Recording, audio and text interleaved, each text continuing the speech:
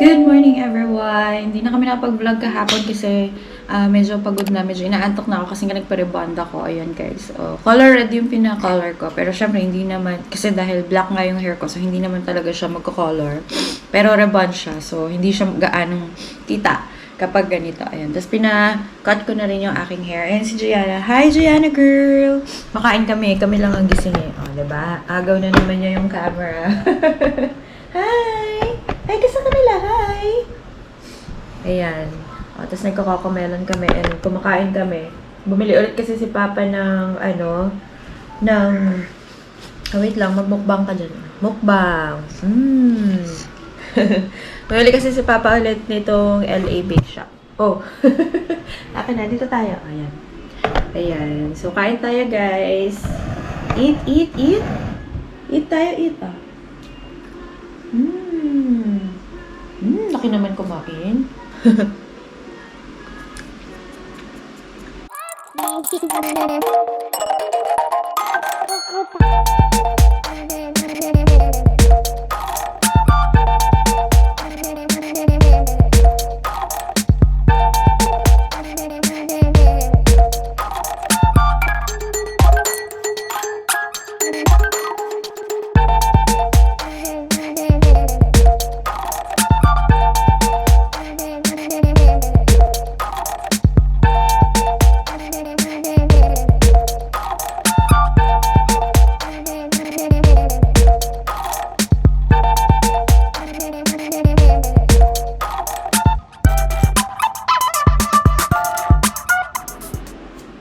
Ayan guys, nag-edit pala ako ng video ngayon kasi hindi tayo nakapag-edit ng vlog kahapon dahil nga umalis tayo. So, ayan, ngayon pala ako makapag-edit at saka ngayon pala ako makakapag-upload.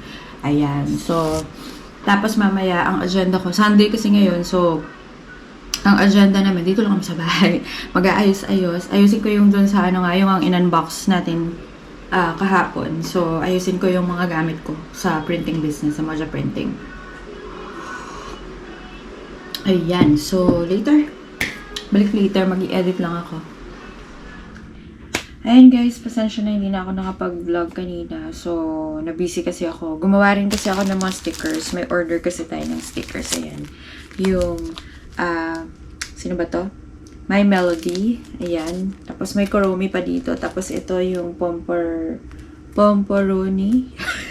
Hindi ko alam. Nakalimutan ko. Basta yun. So, 4 sheets of stickers ito na pinagawa. So, para sa kanyang anak, since alam niyo naman, pag mga bata, mahilig sa mga ganitong character, sa mga stickers, ganyan. So, ayan. Nag-print ako nito. Tapos, since merong, print and cut pala ito, ha, sa ating Cricut. One of these days, turuan ko kayo. Gagawa tayo sa ating craft with mama yan, na segment. Ayan, segment. Ayan. Tapos may mga extra kasi si Orion nung Christmas party. Ayan. Bigyan natin sila ng freebies na pen. And ito nga yung pen. Ito pala yung pen. Ito yung pencil. Ayan. So, freebies. Ayan. Tapos, ayan. Hindi ko pa rin naaayos ang aking organizer. So, kung hindi ko siya maayos today, ayusin natin siya bukas. Dahil tayo ay maraming gagawin pa. Today, magtitimpla muna ako ng iced coffee. Gawa ako ng iced coffee and then magmimerienda lang saglit and then mag-aayos ako dun sa taas ng mga damit, ng mga baguette. Yan, kain muna tayo. So, gumawa ako ng iced coffee, salted caramel iced coffee. Ayan siya. Ayan, and then meron tayong ensaymada. Ang sarap nitong ensaymada nito from LA Bake Shop. Ayun. So, kung hindi nyo pa natatry yung ensaymada ng LA Bake Shop, you have to try it as well. Meron pa kaming favorite na isa yung sa, ano nga ba ito? Nakalimutan. Bienvenidos. Ayun. Bienvenidos. Yung bicho ang tawag doon. Yun. Para siyang donut na mahaba. Tapos meron siyang laman na cheese. Tapos iba-iba yung flavor. Yung coating niya. May milk, may cinnamon, meron din yung parang Milo ba yun or nakalimutan ko yung candy na yun. Ayan, love ko nakakalimutan. Oh my gosh. Ayun, basta yun, masarap din yun. One of these days, bili tayo nun para makita. Para mapakita ko sa inyo. Bienvenidos, yun, dito lang yun sa May Dolores. Tapos meron din sila sa Angeles na branch. Ganun. At saka sa iba pang lugar. Sure, yun. So, ayun guys. Kain muna tayo. Para masyado. Latte na ata ito. Yun. Salted caramel latte.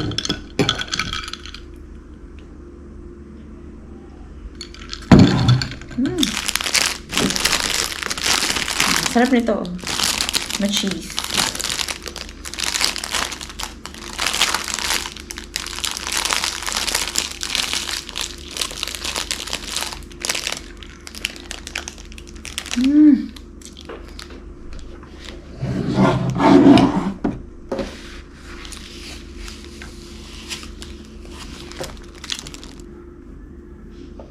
And guys, gumagawa si Oreo ng ano niya, homework niya sa CLE.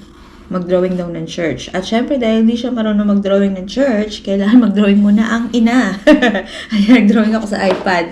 Ayan, Procreate pala yung gamit kong app tuwing nagdo-drawing ako. Ayan. Ganda mo naman. Tapos i-color mo daw yan eh. Saan yung crayons mo? Saan ko nilagay? Asa yung crayons mo? Di ba nilagay ko dyan? Akin na. Ay, nahulog.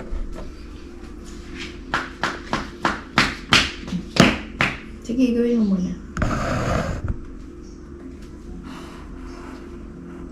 Ayan, di ba? Ano bang color ng mga church?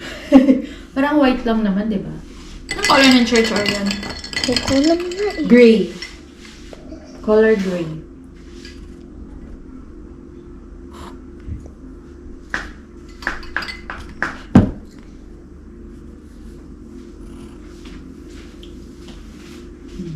Yan, may cross. Ano? Color mo daw. Sabi ko may trees. Ayan o, yung trees hindi mo nalagyan. Trees, tapos may Wala sun. nang space. Konti lang, maliit lang. O sige, lagyan mo dyan. Dito na lang. Maliit lang. Maliit lang na. Para mo may design.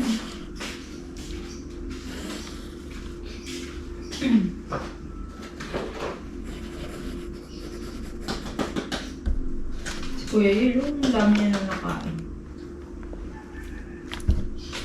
Tama. Katikim. Dito ka, dito ka. Parang Dito ka. Baka mahulog. Saan ka? Gusto mo juice? wala na akong lawag dyan eh. Huh? Gusto mo juice? Sige mo po. Anong kuko? Okay. Gawin mo yan. Okay. Ito pala yung juice mo eh. Hindi mo Hindi. na kaya na. Hindi sa akin yun. Sa'yo yan, oh. Hindi. Yung kanina mo? Hindi ito sa'yo? Hindi. Sige mo. Nakato ako eh. Ha? Ang dami naman.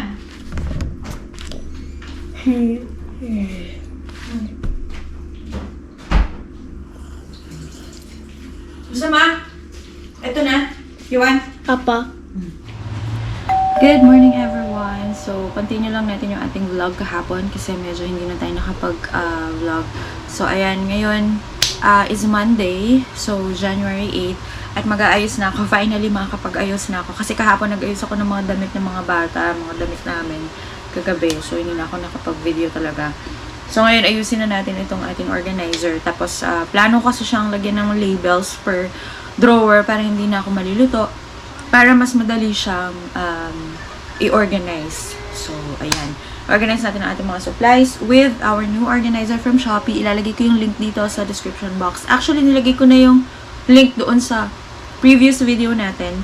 Pero syempre, baka hindi nyo pa yun napanood. So, ilalagay ko na lang ulit dito para makabili rin kayo. Maganda siya, guys. Hindi naman siya gaanong kamahalan. I think 1.6 itong, ano na to, 8 layers. So, 8 layers siya. Nasa 1.6. Ang medyo kamahalan lang ng konti yung kanyang shipping fee. Pero abangan ninyo kasi may mga vouchers naman. So, January 8 ngayon. So, for sure, sa January 15, sale ng Shopee, magkakaroon ng mga vouchers. Free shipping vouchers or baka may additional vouchers pa for this. Maka-discount kayo. So, ayan. Ayusin ko muna and then papakita ko sa inyo mamaya. Guys, anyway, pakita ko lang sa inyo. Binaligtad ko siya kasi meron siyang mga gulong. Ayan. So, yung gulong niya, nakalagay siya sa isang pack. And then, akala ko may kailangan pang gamitan ng mga screwdriver. Hindi naman pala. I-install mo lang siyang directly. So, very easy to assemble. Pakita ko lang sa inyo, guys. So, So, ayan. Lalagay lang natin yung pinaka parang screw niya. Lalagay lang natin dito sa baba. Ito siya. Ayan o. So, lagay lang natin siya dito. Ayan. So, wala na. Hindi mo na kailangan ng screwdriver or kung ano man. Ayan. So, rotating pa siya na ganyan. Very easy to maneuver yung ating wheels. So, madali lang siyang ilagay. Lagay lang natin yung iba pang wheels. Ayun na pala si Orion. Ayan. So, lagay lang natin yung ibang wheels pa.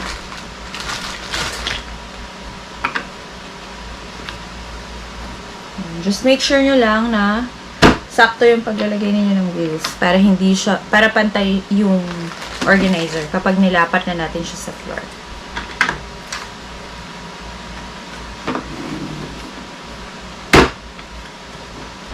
By the way guys, napansin ko pala na yung mga gulong nila hindi pare-parehas. Meron parang lock. So, yung parang lock niya, lalagay natin dito sa may bandang harapan. Ganito siya, oh. Ayun, meron pinipihit. Ito siya. So, kailangan lagay natin siya sa may harap para mas madali siyang i-lock para hindi mag-move yung ating organizer kapag nilapat na natin siya dun sa pwesto niya. So, ayan. Tapos yung dalawa. Bali, dalawa lang yung merong lock. So, yung dalawa, wala siyang lock. Yung nasa likod. Yung nasa harapan lang yung meron nating lock. Ayan. And guys, okay naman siya. Pantay naman nung nilapat ko na siya. And very sturdy naman siya. Tapos, yun nga, yung sinasabi ko nga na gulong. So, kailangan nakaharap siya. Anyway, umiikot naman po yung gulong niya. So, mas okay. Para pag i-move natin siya, hindi tayo mahirapan. Mas madali siyang i-maneuver. And then, yun nga, ilalock natin siya para hindi po siya gagalaw. So, kapag nakataas po yung lever ng gulong, so, ayan, free to move siya. And then, kapag binaba mo, parang doon sa mga strollers, so, kapag binaba mo yung lever niya, magla-lock in siya dun sa place. So, parang sa mga stroller po ito. Ayan. So, very smooth naman po ang pag-roll niya sa floor. Walang problema. Ayan. So, ito yung ating mga drawers. Ayan siya. Actually, yung mga drawers natin may lock din. Mamaya pakita ko sa inyo. Ilalagay ko lang po yung mga kailangan ko ilagay dito. And then, gagawa tayo ng... Ayan. So, tapos na ako mag-ayos ng mga gamit-gamit dito sa office. Dito sa ating crafting room. Pero, feeling ko hindi pa to tapos. So, ayusin na lang ulit natin to. Sa susunod. Kasi, nahirapan ako dahil yung ating heat press. Ayan. At saka yung rim cutter. Mabigat sila. So, hindi sila pwedeng ipatong dito sa table. Itong... anong tawag ditong table na to. Although, alam ko matibay naman to. Kaya lang, mahirap na, diba? Kasi sobrang bigat talaga nila. Mabigat. Yung rim cutter, nasa 32 kilos. Yung HTV Ron heat press, around 25 kilos ata siya. So, talagang mabigat sila. So, hindi natin sila pwedeng ipatong basta-basta sa mga table na hindi matibay. Tapos, ito, nilagay ko muna siya dito sa gilid. Kasi hindi siya kasya, dahil 8 layer siya, hindi siya kasya dito sa sa ilalim ng table. Actually, pwede ako maglagay dito sa ilalim ng table kasi finre up na ni Papa yung space. Kaso hindi kasya, so, nilagay ko dito. Siguro pwede ko rin siya ilagay dito sa gilid. Pero for now, dito muna siya. Anyway, very accessible din naman siya. Hindi naman gaanong malayo. So, ayan. Pakita ko sa inyo, nilagay na natin yung mga pwedeng mailagay. Siya, guys. So, ito yung mga paper, ayan, paper products and all. So, ayusin ko na lang siya. Lalagyan natin siya ng labels. And, pakita ko sa inyo. Gawa muna ako ng labels. And then, piprint natin siya. Hindi na ako gagamit ng vinyl muna. Kasi mahirap kung i-vinyl natin siya. Tapos biglang napalitan ko yung mga ilalagay sa loob. So, yun. Yun na lang siguro muna ng stickers ang gagawin natin. At saka mas matrabaho kapag vinyl stickers yung nilagay natin, guys. Kasi i-weed pa natin yan after cutting. So, ilalagay natin lahat dyan. And medyo marami. Hindi lang isang type of ano yung nilagay ko eh. O, ayan o. Iba-iba. Para ma-maximize ko rin yung space. Kasi nga 8 layers lang yung na-order ko. Dapat pala yung 10 layers na. Ayan. So, gawa muna ako ng labels. And so, gumawa na ako ng design sa ating stickers. And I'm using Canva. So, naka-Canva Pro tayo. Pero nilagyan ko, syempre, inarte-artehan naman natin para naman maganda. Ayan. So, yan lahat para hindi ako malito kung nasaan. And then, sabi ko, eventually, siguro bibili pa ako ng isa pang organizer kapag medyo dumami na yung mga stocks natin. Especially kung meron ako mga bagong projects. But for now, okay na muna ito. Yan muna yung mga kailangan ko na supplies. Ayan. Yung ibang bond paper ko kasi, hindi kasi kasha dahil nga parang size A4 lang yung kasha dito sa ano. So, meron naman ako ditong stock ng ibang sizes ng bond paper. Ayan. So, ipiprint muna natin siya using our pigment printer. And then, ikakat na natin siya. And guys, we are done sa pagsaset up and paglalagay ng labels sa ating organizer. Ayan, pakita ko na sa inyo guys. Ayan. So, nalagyan na natin siya ng mga labels. And dahil maarte tayo, kinrikat pa rin natin siya. Ayan. So, kahit na straight siya. Actually, kung gusto nyo makatipid, if meron kayong Cricut, pero gusto nyo makatipid sa pagpiprint, huwag nyo na i-Cricut kasi kung diretso lang naman na ganyan, pwede nyo nang guntingin or pwede nyo nang gamitan ng paper cutter. But dahil maarte tayo for today's video, kinrikat pa natin. Yun siya. So, nakalabel na siyang ganyan. And then, medyo mabigat na nga siya kasi ang dami kong paper products na nilagay. So, okay naman. Smooth din naman yung kanyang pag-glide. Ayan. Tapos, meron siyang lock pala, guys. Kung gusto niyo lalo na kung si Gianna, para hindi niya ma-open ng ma-open. Ito, pinipindot siya dito. Pipindutin ninyo, tapos magla-lock na siya. Ayan. Hindi na niyan siya mabubuksan kasi nga naangat siya dito. So, hindi mo na siya niyan mabubuksan. Ayan. Ayan. So, open mo lang kasi wala naman. So, kunwari, ayan, Cricut tools and cutting tools. Yan, para hindi siya kasi nandiyan yung mga gunting. Para hindi siya ma-open ni Gianna. So, ilalock ko siya. Ayan. Pindot lang to para magganyan. So, hindi siya ma-open ni Gianna. Ayan lang siya. Lalagay ko yung link ulit dito sa description box. Ayan. Feeling ko nga mag-vlog yan paglaki niya. Sige, umiyak ka sa GoPro. Iyak!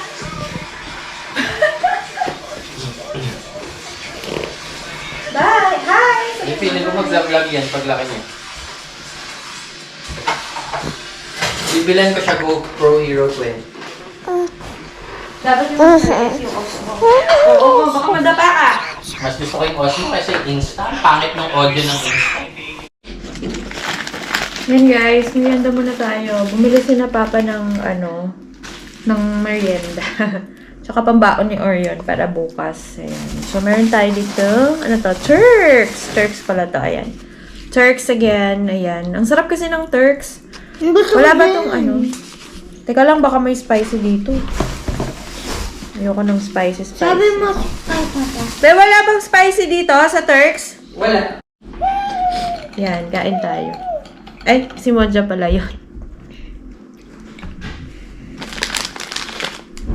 Okay lang.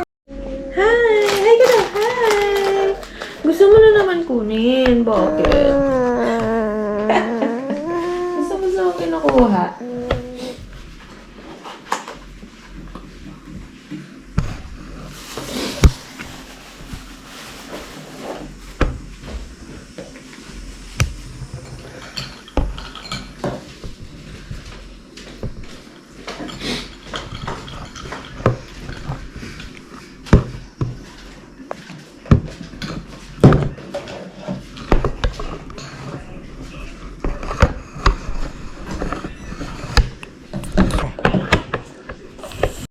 And guys, kain tayo ng Turks. Ay, ayan. Sarap. Oh, wala daw cheese. Parang may nakita naman akong konti.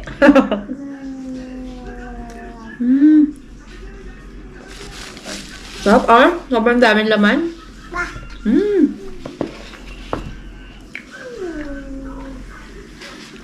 Sarap. May cheese naman sa akin. Baka kay Papa wala. Sarap. Pingi. I love you. Ang dalas na ba ako matapon? Nandahan. Sarap.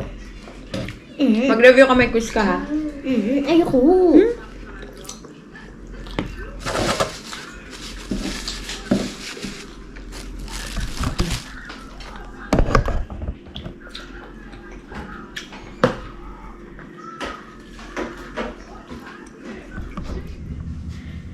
And guys, so nag-edit lang pala ako ng video.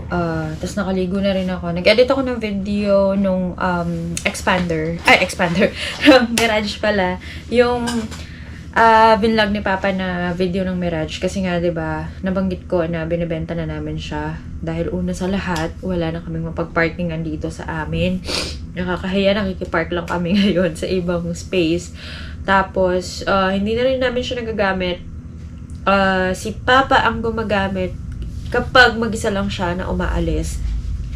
Tapos, ini-start na lang namin siya every morning, ganyan. Minsan nga, hindi pa. Kasi para hindi ma-discarga yung battery.